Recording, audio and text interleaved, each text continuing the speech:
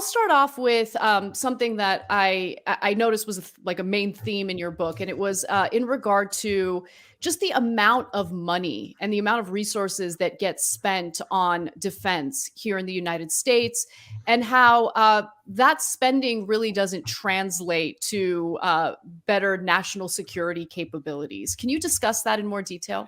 Yes, I think it's very important. It's a point that's all too often neglected. I mean, there's a perception that more money gets you more defense, and whereas progressive elements might say, well, we need the money for other beneficial things like health, education, and so forth. There's an acceptance of the idea that actually all that money translates into some kind of meaningful military capacity. And what is actually clear, and as I argue in the book or point out in the book, and is very clear, it doesn't. In fact, more money gets you less defense, because the object of the exercise is not defense, is not military efficiency and capability, whether you think it's a bad thing or a good thing or a bad thing. But it is to make money, to enhance the power and profit of the relevant interests, the corporations and their allies, their partners in the military establishment. You write in the chapter, The Military Industrial Virus, you quote from a former Pentagon analyst, Frank Spinney, I believe. Yeah. Right. He calls the military a living organic system. You write, the MIC, the military industrial complex, has a compulsion to demand and receive more of our money every year. Contrary to common belief, this imperative does not mean that the budget is propelled by foreign wars, rather that the wars are a consequence of the conquest or of the quest for bigger budgets. And so I found the wording interesting, that you wrote that there's a compulsion. And so, I'm typically a little skeptical of, sometimes the explanation would be there's just kind of a momentum. If something's going on, it just has this self-generating momentum. But I'm curious how you understand what the compulsion is. Why is it that the budget grows when, it doesn't seem, it seems like it is, from on the surface, it just seems like it is just for its own sake. Yeah, I mean, there seems to be, in our system, in the US economy and US society, it's my belief that the military industrial complex is sort of has its power has grown, and its function in the society has become so pervasive that it just has this compulsion to grow. It needs to grow. It would take a longer book than the one I wrote, and many wiser heads than mine, to explain exactly why this has happened. All I can say is it has happened, and has been happening, I would say, really since, I would date it to 1948. You could argue that, just thinking about it, you could say, well, I know you've just been talking about the New Deal, but really, once things really, employment situation and the health of the economy really began to turn around, or did turn around in the late 30s, once the sort of defense build-up in Europe began, and with knock-on effects here, and then obviously took over the entire economy during World War II. Then there was something of a decline. They actually thought they could there was a peace dividend, and the wartime economy was to a large extent dismantled. And then actually around 1948, there's an interesting book about this, Truman and the War Scare of 1948. It started to build up again, and it was propelled by discovery of a threat. It came particularly from the aerospace industry, saying we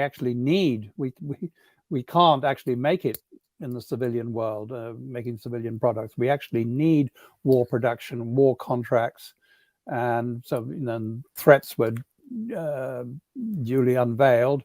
Then it got amped up to a tremendous extent in the Korean War. And you quoted Franklin Spinney. Actually, everyone calls him Chuck.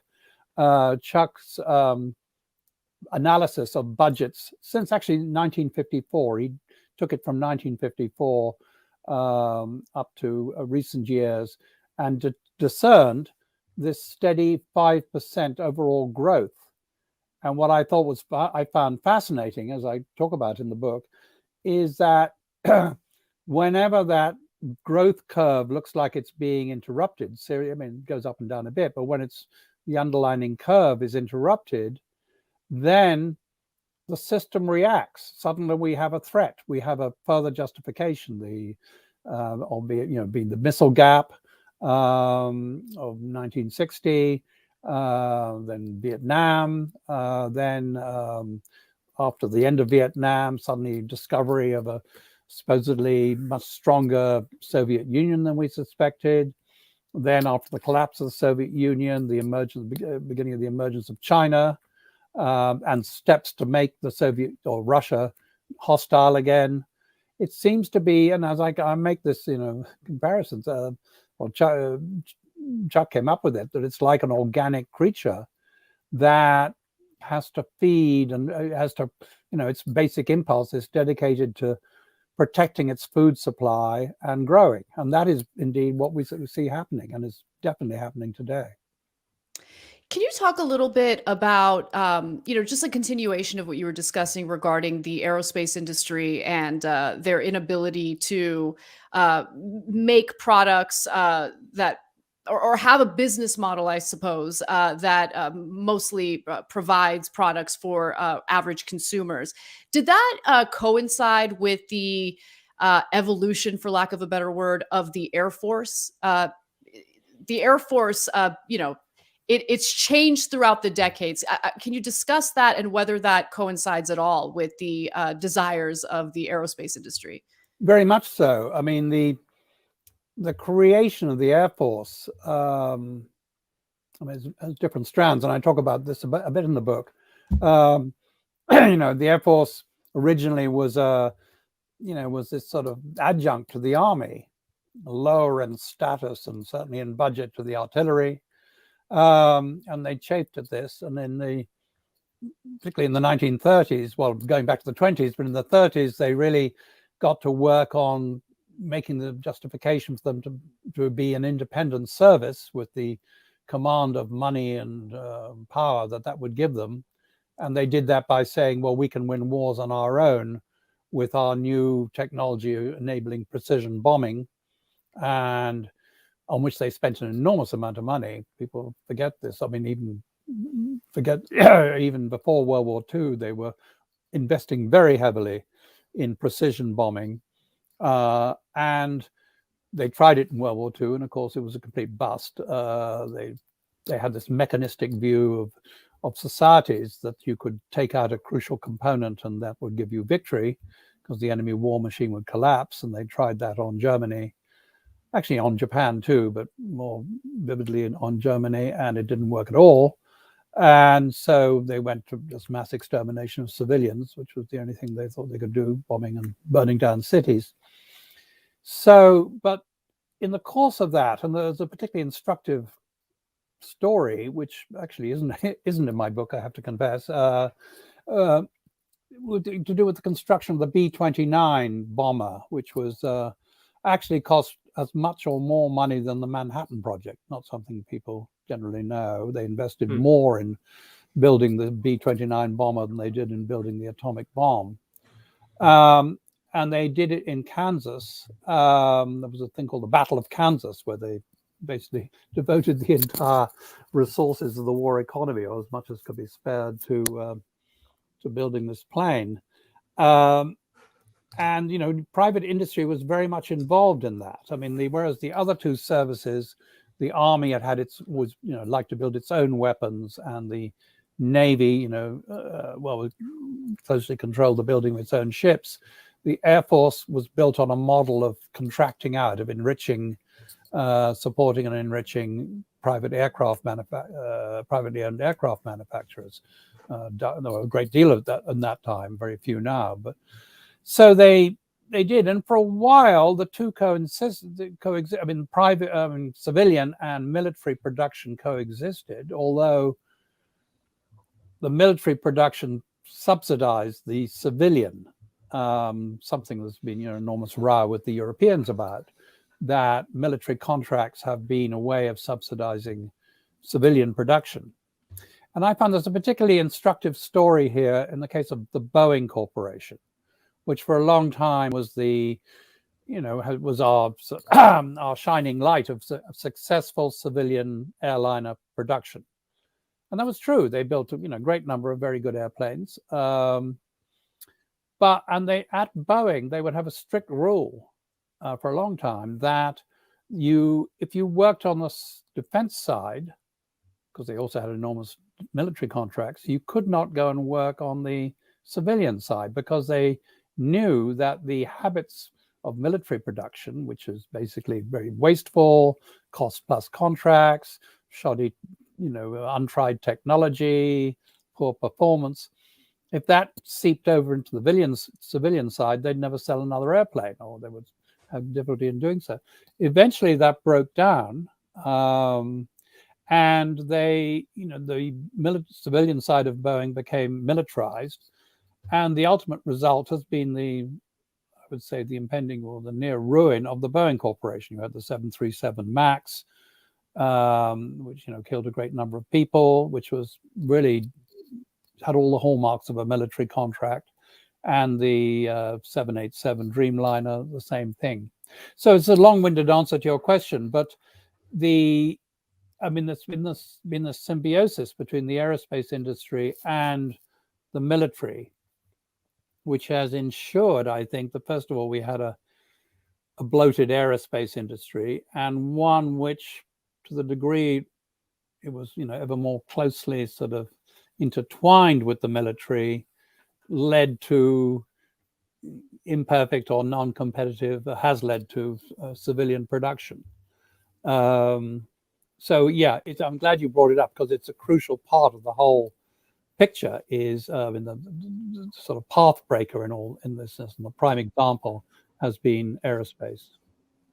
Right. Yeah. I mean, you detailed that the technical development of equipment and weapons within the armed forces have been determined so much by this, like the agency budget competition over who's getting how much of the budget this year. And, the American empire's favorite son is typically the Army, but a lot of it has come at the expense of the Air Force. And it's interesting because it's like, unlike typical, capitalist competition where technical innovation is adopted because it benefits, the benefits are accrued on the market, that, they end up getting a relative advantage over someone else. It seems like that the competition within, the security state has actually developed less effective, more dangerous weapons that end up, they're less, and just the way you were just talking about, that, it ends up leading to more civilian deaths. It leads to, things that are created and then never used because they're completely faulty. Right. I mean, faulty because, but that all makes sense once you realize what the object of the exercise is, which is to, to make money, increase profit. And in that way, the system works very well, in a way that's obviously very, very deleterious for the rest of society, and indeed for the people on the receiving end of the war machine in action. I tell a couple of stories in the book about the consequences of a particular, the mission as exercised by the US Air Force of close support, meaning close support means support using airplanes, or actually anything, but in this instance airplanes, to support troops on the ground, to protect them, to combine with them to confront the enemy. And there's a particular plane that was developed for quite interesting reasons to do with inter-service rivalry, called the A-10, which actually does the job of protecting troops on the ground very well, because it was designed by some far-sighted people to enable the pilot to be able to see what was happening, not to have some electronic interface, but to actually see what was happening with his own eyes on the ground, and to be able to do so in safety, because the plane is very is very cleverly designed to be able to withstand a lot of damage and to not be shot down very easily. And that has been, so you think they'd want that, but no, they don't, because it's cheap, it's simple, and it has to do with protecting the army, which the Air Force doesn't care for at all. It doesn't want to be dragged into any, any association with ground combat, because its raison d'etre on which it was founded was the idea that it wins wars, it, exercises power completely independently of anyone else, and therefore needs lots of money to do so. So therefore they said, well, okay, they're trying to get rid of the A-10, and in the examples I give in the book, stories I tell, it was a case where the Air Force preferred the use of a B-1 bomber, which was a horrendously expensive $300 million airplane designed to go to Moscow at supersonic speeds and drop nuclear weapons on Moscow. They insisted on using that for ground support, for supporting troops on the ground. And as a result, in two, I think fairly horrifying examples I give, actually there are many, many more, but I highlight these two, they kill, well, in one case, they killed a number of American troops, and the other, they killed an Afghan farm family. I just say that was just one atrocity in mid hundreds of thousands in that horrible war. But it was a result. To understand why that Afghan family or those American soldiers had to die, you have to understand the whole sort of bureaucratic economic rivalry between the services and and the Air Force's association with the aerospace and electronics industries, which bring about this situation. Since we're speaking about Afghanistan, what do you make of President Joe Biden's decision to follow through with withdrawing U.S. troops from Afghanistan, given the tremendous amount of pressure that he received, both from private defense contractors, but also from the corporate media that, of course, tried to share the story with Americans as if it was this incredibly irresponsible and dangerous thing to do? It seemed honestly shocking that Biden followed through on it, especially given the the military industrial complex and the usual pressure that our lawmakers and presidents cave to, the pressures from corporations that make quite a bit of money from continuing on with these forever wars. Yes, I think the real reason is that, they know better. They know that, well, first of all, you have to remember Biden was, when he got in, Trump had already effectively surrendered to the Taliban. There was an agreement in place that we would withdraw, the U.S. would withdraw this year, and thanks to that agreement, the Taliban were basically observing a ceasefire so far as Americans were concerned. No American was killed leading up to the evacuation. I can't remember, for a year, because the Taliban were not shooting at Americans. Biden knew perfectly well, and all the rest of them knew perfectly well as well, if Biden had violated and said, well, actually, we decided to stay after all, then the Taliban would have started killing Americans again, which wouldn't have looked good, and people, the people here would have been asking why, and certainly the Republicans would have made a thing about that. The second reason, I think, is that, they, as I say, they all knew better, and they know. I think it was in a way of sort of just reminding him that the furore and all these disgusting denunciations from people like Petraeus and and all the sort of hacks and harlings associated with the military-industrial complex.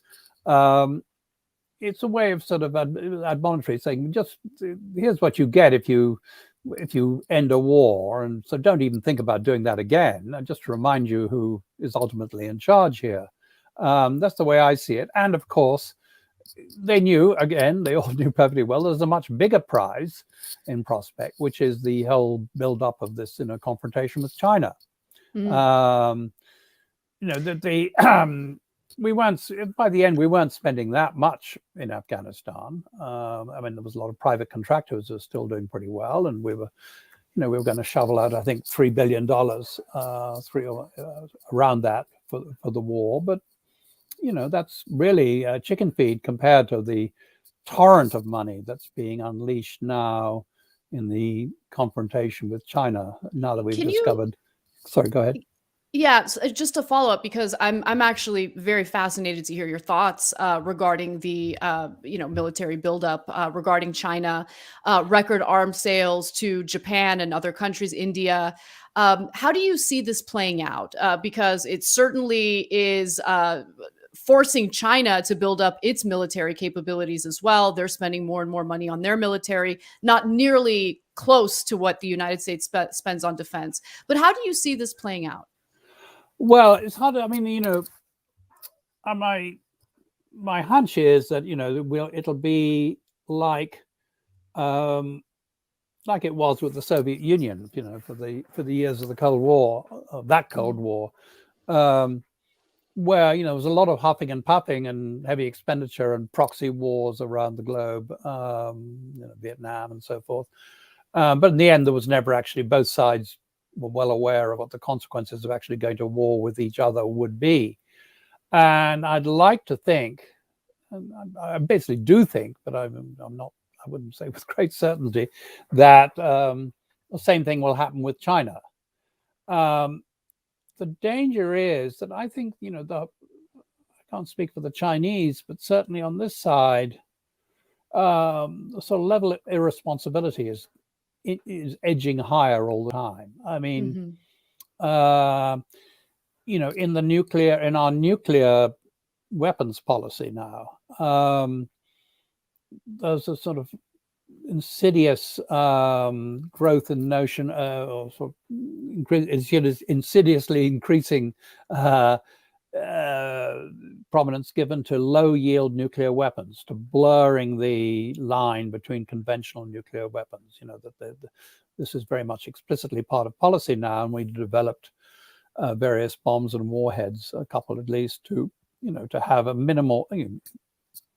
I say minimal, it's in relative terms, explosive yield for a nuclear weapon. I think the dialer yield B6112 bomb, a new one, has a yield, have a yield as low as 300, a third of a kiloton, which is 300 tons of TNT equivalent, which is something enormous, actually. Anyway, I'm giving you this example. That is a horrifyingly stupid and irresponsible way to approach things, but that's the way they are thinking. So, right. They play war games all the time with China, and then they say, and that's used in first and foremost to say, oh my gosh, we lost to the Chinese because they're so clever and devious, and they've stolen so much technology and all the rest, and therefore we need more resources, more money. And you have these ludicrous statements coming out of the Pentagon. The new Secretary of the Air Force, Mr. Kendall, said the other day, I think it's scared China. It's China, China, China. Ask what you ask. He was asked for his priorities, and he said China, China, China. And they continually talk about the China fight. So they're in a sort of welter of hysteria, and and encouraging the worst, most sort of revanchist elements in Taiwan and Japan.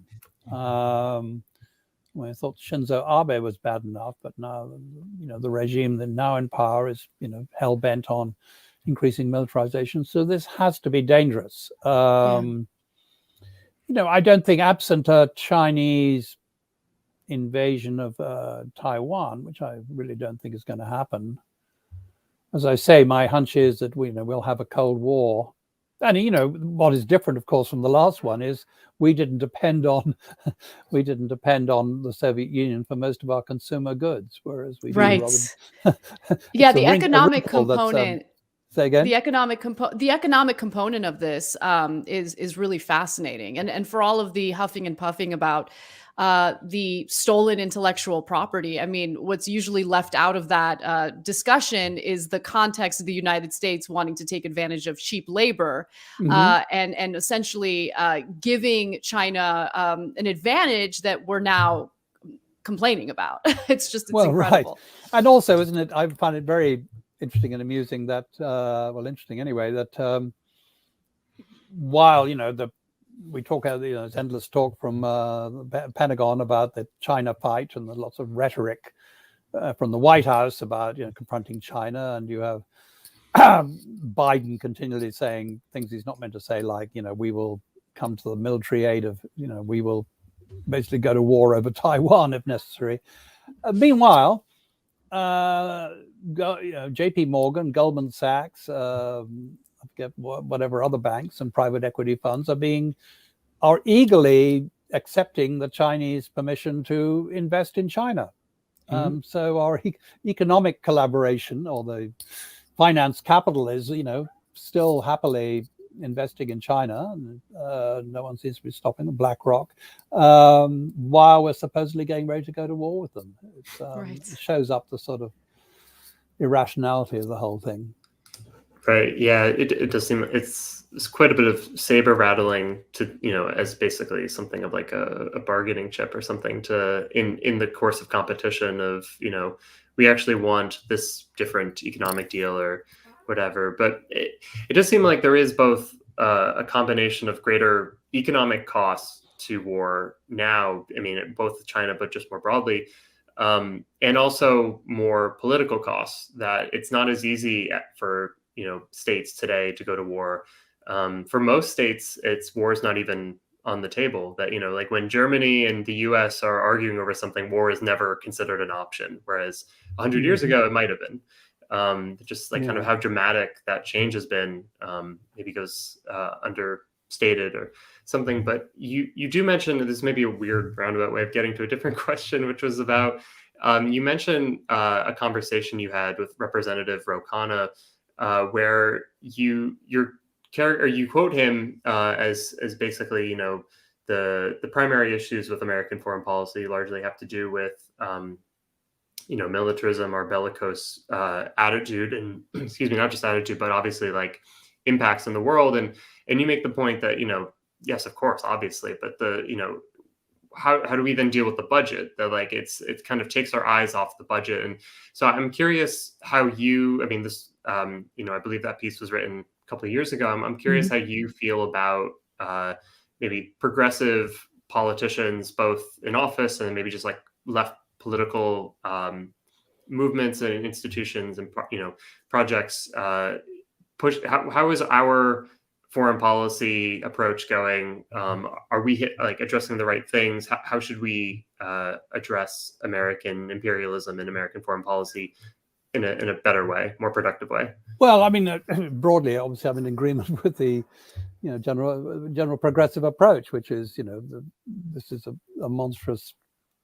Basically, we have a huge institution devoted to basically very non-productive ends and committing a lot of atrocities along the way. But I feel the progressive approach, because I feel people don't take the actual business of defense seriously enough. Let me go back to this, what I was just talking about, the A-10, this, ground support troop, ground support weapon that, designed to protect the lives of troops and, not actually kill civilians.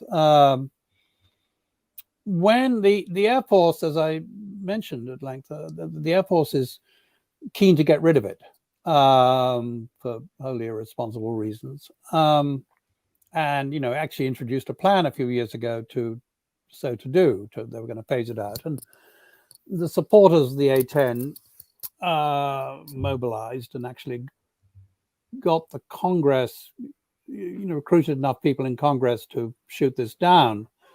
But, and I was very interested to watch this, a lot of Democrats, including people I talked to, a lot of people on the leftward end, said, well, I don't know. This is a weapons system so awful, even the Pentagon wants to get rid of it. And therefore, it was just a weapon system. We could get rid of one more weapon system, that's fine.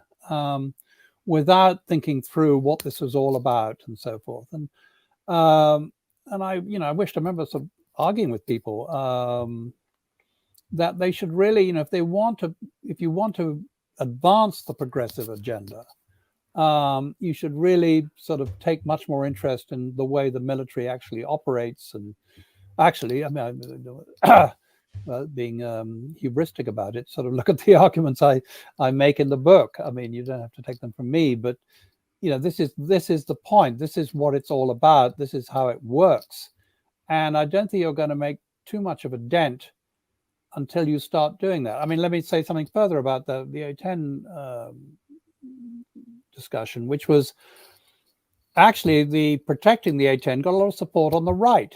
I mean, on the right, there's a whole segment of the right which is isolationist. I mean, basically a sort of strand of libertarian or isolationism that goes back to Taft, or to the very healthy instincts that were prevalent in the 30s, and were sort of basically reignited briefly after World War II, and then were suppressed really by around the turn of the middle of the century. And so, I mean, that's they talk. You can talk to them, and you can say, listen, if you want to talk about getting out of the forever wars, they were very vociferous about it. I mean, I know people who in the military and out of it and associated with it, whose political opinions about most things would sort of make your hair stand on end. But you have to agree with their views on our imperial adventures. And then a lot of agreement there, and I think there's very profitable veins to be mined by progressives in that area. If you enjoyed this video from Jacobin Weekends, please hit like and subscribe. That way, you'll enjoy all of our backlog, as well as all of our future content, including interviews, live streams, and clips. Thank you.